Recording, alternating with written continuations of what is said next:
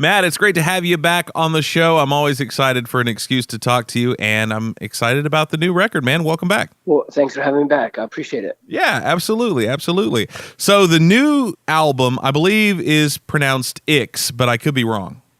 9. No. It's just 9. Yeah. So funny. I will be sad if I'm the first person to make that joke, but that's okay. There's a couple. I can't remember who the other was, but I know that the guys who played with me on this last tour, that's what they talked about so often. They're like, Ix, right? Isn't it called Ix?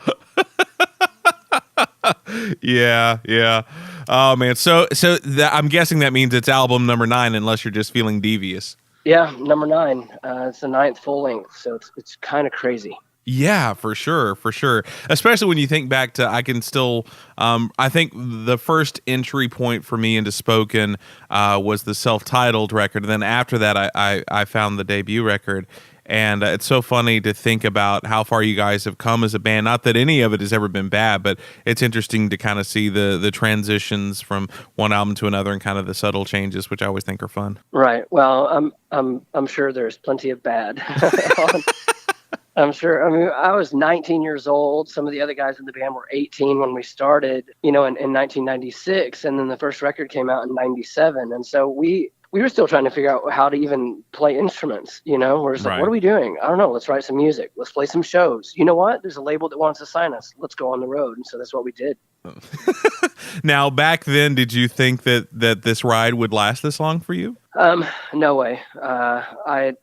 I didn't know how long. I mean, it could have been, a week. Either way, I'm like, wow, we get to play music. This is so awesome. And then we recorded a record, and then here we are on the 9th record. I know that I don't deserve to be able to play any music at all, and I'm extremely grateful. Well, that's that. Cool. Well, I mean, I would disagree, but then we would just get into that kind of back and forth, so it's all good. But, dude, I've always enjoyed y'all's music, and I think there's definite growth there, but I don't think your music has ever been bad, so I will put that out there. That's nice of you. I don't think it's ever been bad.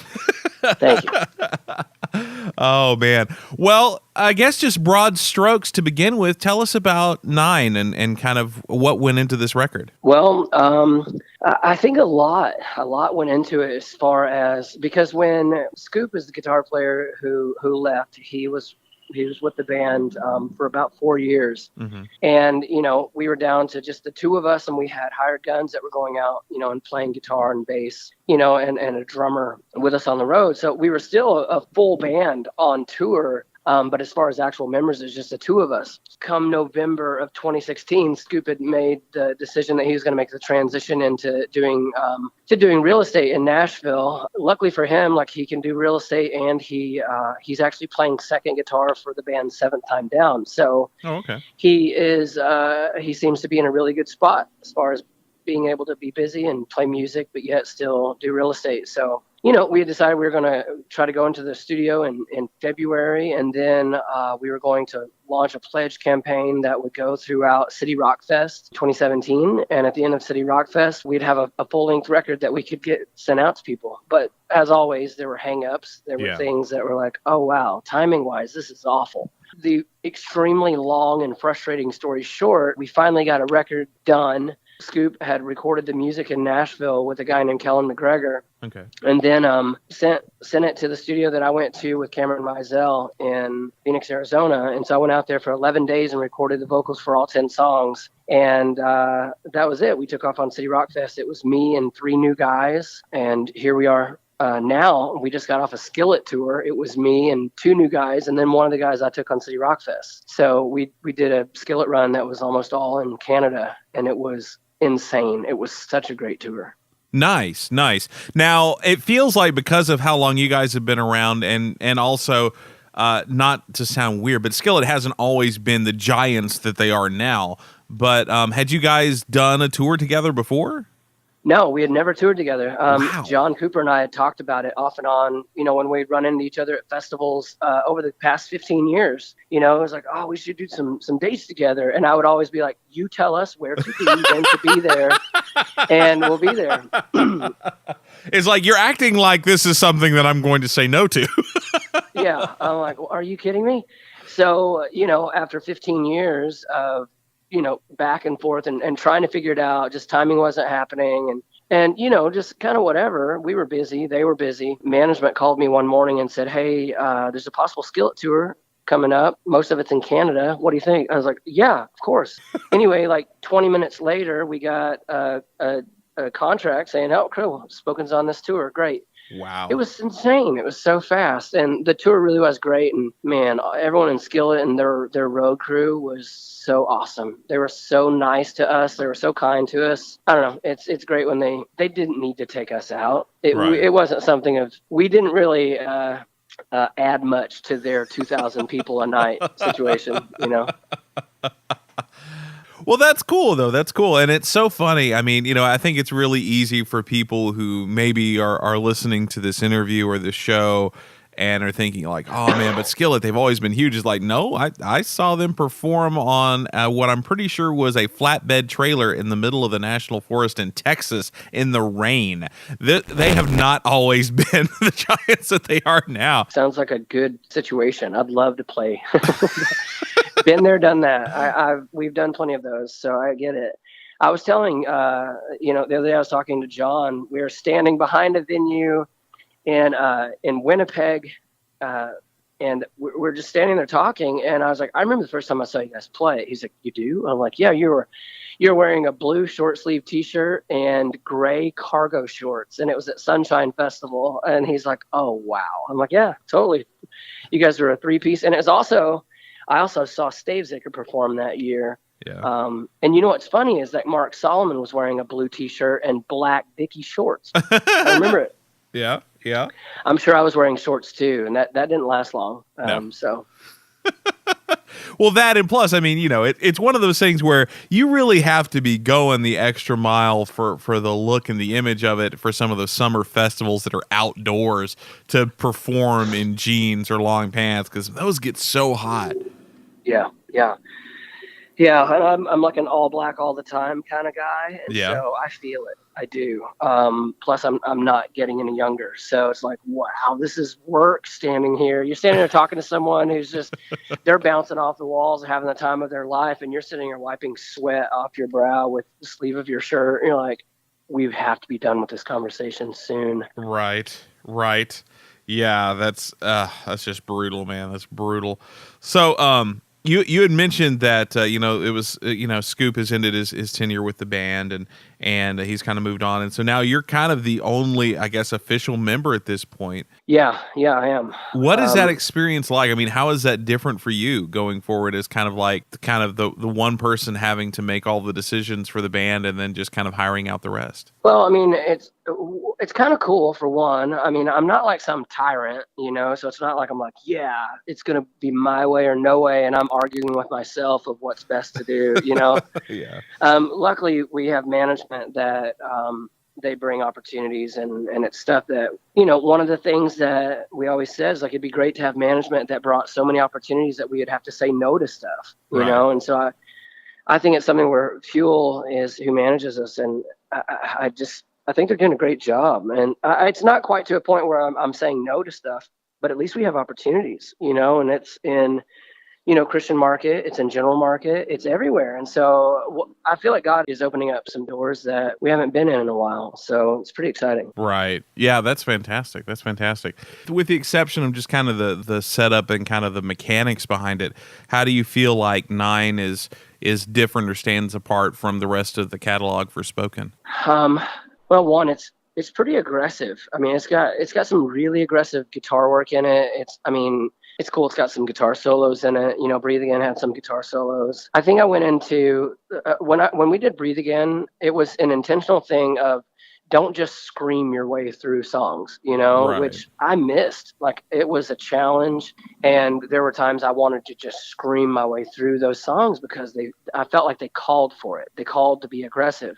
Mm-hmm. But at the same time, it was something where it kind of showed that it didn't have to scream through these songs or be severely aggressive vocally to make it work. But with the new record, I went into it like, because Scoop and Kellen, they sent 10 really good music beds that I could do whatever I wanted to. Mm-hmm. And I went for it. I'm like, I'm going to scream my way through this. If I want to scream, I'm going to scream. If I want to sing, I'm going to sing, And it was cool. I think there was a crazy freedom in it, and I think everyone involved, everyone was about it, and I have to say that same thing with Breathe Again. I just wanted to be out of the way. I wanted to be somewhere it's like, God, whatever you want me to do, I want to do it. Whatever you want me to write about, I want to write about it. Whatever melodies you want in these songs, bring them, because I need to get out of the way. Because I said the same thing for Breathe Again. And I can write 10 crappy songs, no problem, Right. but at this point in the career of Spoken, they can't be subpar songs. They kind of have to be the best foot forward. And, I feel like with everyone involved, everyone did a great job. I think everyone pushed everyone, and I'm pretty excited about it. Excellent. Fantastic. Well, let's talk about the current single. I mean, we've been spinning Stronger, and it feels like it's getting a good response, and I'm hoping that it continues to do better and better. But tell us the story behind that song. I think that in our lives, we're dealing with stuff, and we have situations that sometimes we get used to it. We get used to the pain, we get used to the confusion.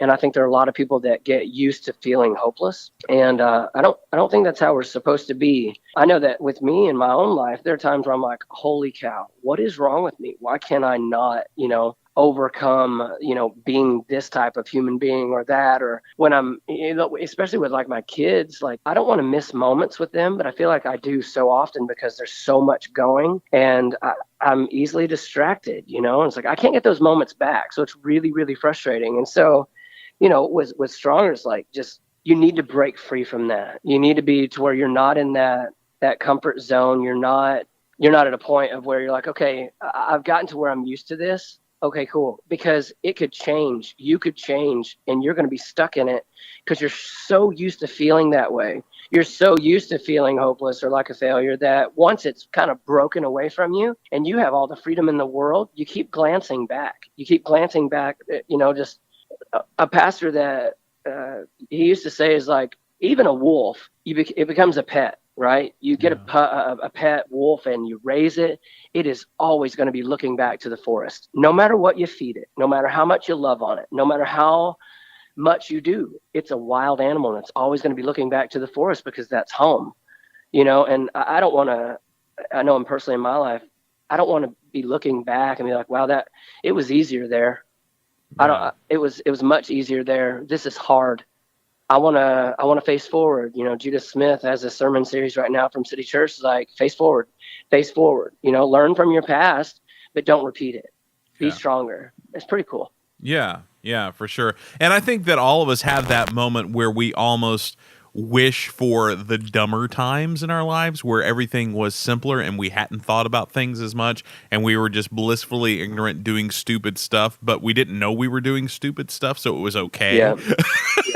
Yeah. Which is sad because I mean, I think we all kind of wish for those times, but then at the same time you have to step back and go, wait a minute. But I know what I think about people who are just blindly going through life doing dumb stuff and not realizing it, and I don't want other people to think that way about me. And plus, it seems like there's more to life than just being blissfully ignorant. Yeah, for sure. Man, that's deep. I like that. Very cool. And then the other song that we're going to play today is one of the ones that people got to get early if they had pre-ordered the record or even just bought early as a single, called "I Will Not Fade." Let's talk about that song. Yeah, I mean, it's another song that it's kind of a parallel with Stronger. Like some of the first lines, this could be my last chance to say the words that matter most. When we look at our life, we're like, did we miss something? Did we miss moments? Did we run into someone that maybe God brought them into our path and maybe we were supposed to have a certain conversation, but maybe we were too busy, or maybe we had too much going on. Or you know what? Maybe honestly, we just didn't want to take the time. Right. We didn't want to be standing there and feel annoyed, so we kind of just we pass up that opportunity. And I Will Not Fade is something just like it's not too late. Like we can look towards these opportunities and try to make up for them. That doesn't mean that we still didn't miss an opportunity in the first place, but it's something that was like, hey, as long as we realize, you know what, I missed that. I missed it and I shouldn't have done it and I regret it. What am I going to do next time? It's crazy to even, look at some of the song titles on the record and like how it's like, I I know exactly what I was feeling, when I was writing these songs. And so many of this record is literally like a diary of how I feel, Yeah. and looking back at them, it's kind of, even though the record was kind of a crash course and it was kind of a fast process to get recorded, just unfortunately some of these situations in life, maybe it's where I haven't moved on from them yet, and being able to see, the liner notes or just the title, the song titles, it takes me to a point where it's like, okay, this is what you wrote about 6 months ago. Why is it not different, or what is different? And I think each of us, like, especially people who keep a diary, they keep a diary of everything that's going on during their day. Can you look back 1 year from today, and hopefully you look back and you're like, wow, man, that was a tough time, but you know what? I overcame it. I rose above it. I moved forward. And I think that's what we all have to be in that mindset of like, okay, we know what we've done wrong. We know where we've failed. We know the times that we have struggled with situations. And what are we going to do about it? And that's really it. It's like, what are we going to do about it? Like, this whole record 9 is it's a chapter, and it's a point in life. And it's time to move forward to the next chapter. I really hope that the 10th record from Spoken is just a song about victory. It's just every song is about victory. Excellent. Fantastic. Well, now 9 albums into a career, you've seen many bandmates come and go, and you've been a lot of places. You played a lot of shows, and of course, you also do some acoustic dates by yourself here and there, which of course people should check out if they get a chance. But at this point, after all this time, what still challenges and excites you when it comes to music?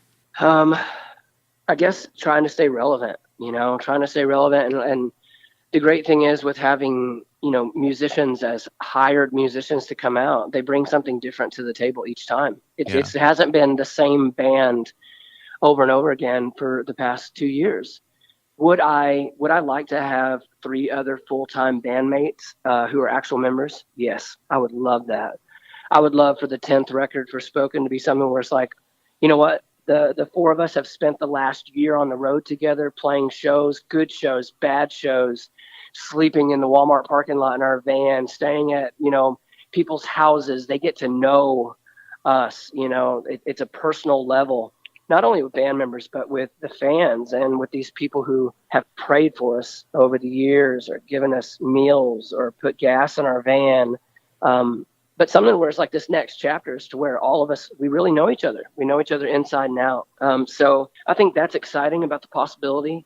At the same time, I think I'm equally excited about, like, cool, I'm just going to write a record with, some of my friends who are incredible musicians, and record a record and take a bunch of fill-in guys who, because of careers, or maybe they've never had the opportunity, they can't tour full time. They can't tour constantly, but it's a dream of theirs to go on the road. Right. If they love Jesus, if they're an incredible guitar player or drummer, and they have this desire to tour, and they can go out on a tour for 3 weeks and it be the time of their life, I want to give them that opportunity.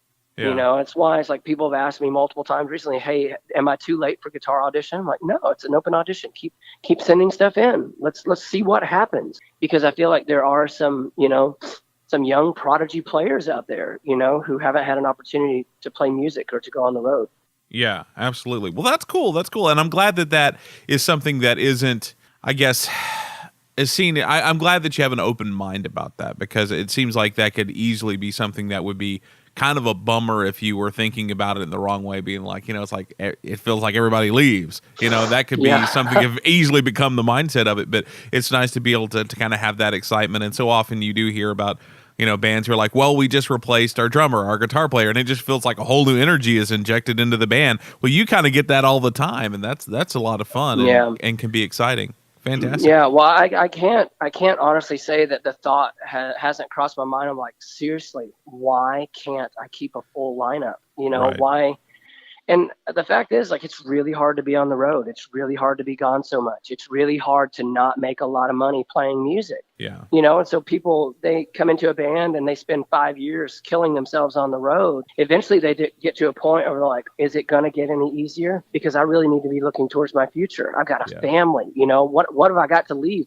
I don't know what I have to leave my family, other than some masters of some old Spoken records and some instruments. That's what I have to leave. Yeah. I have to make sure that the legacy that I have is something that matters to them. something that is something that helps guide and direct my children, and that's my desire. And I hope I can do that. And I hope I can let them know, it's like, hey, I know it's not something, I'm not going to be able to leave you a ton of money, but I hope I can teach you something. I hope I can teach you work ethic. But then again, just work ethic isn't enough. I've got ridiculous work ethic, probably to a fault.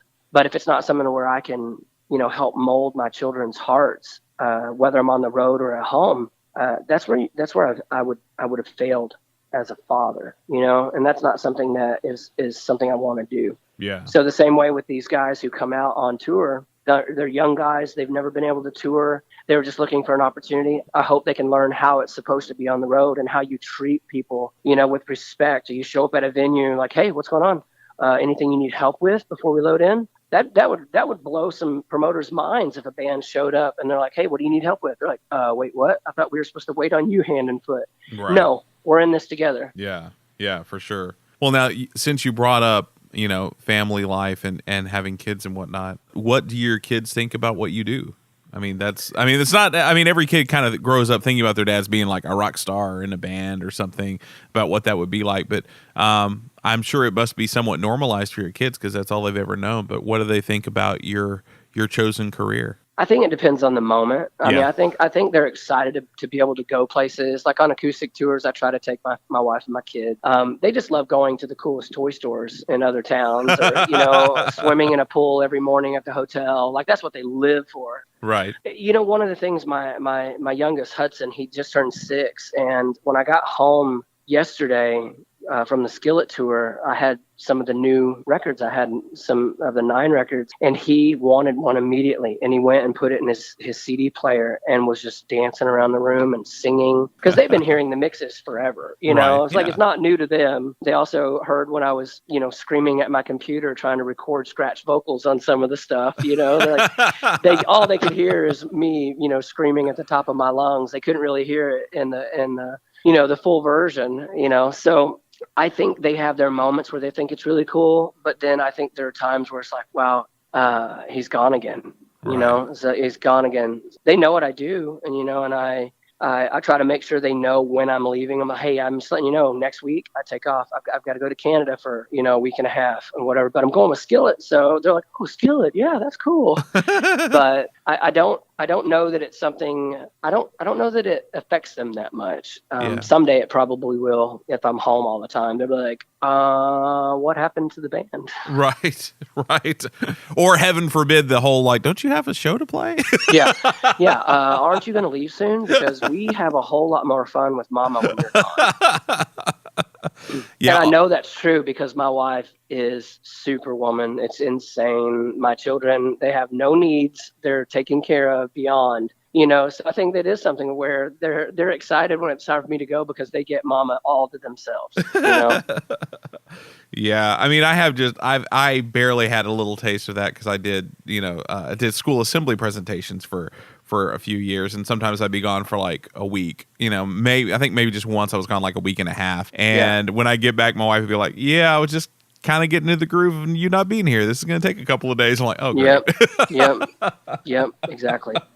So I can't even imagine. I mean, it was all this happened before I had my little one, so I can't even imagine what that would be like now. So, I feel for you, dude. But at the same time, I'm always happy that you're still making good music.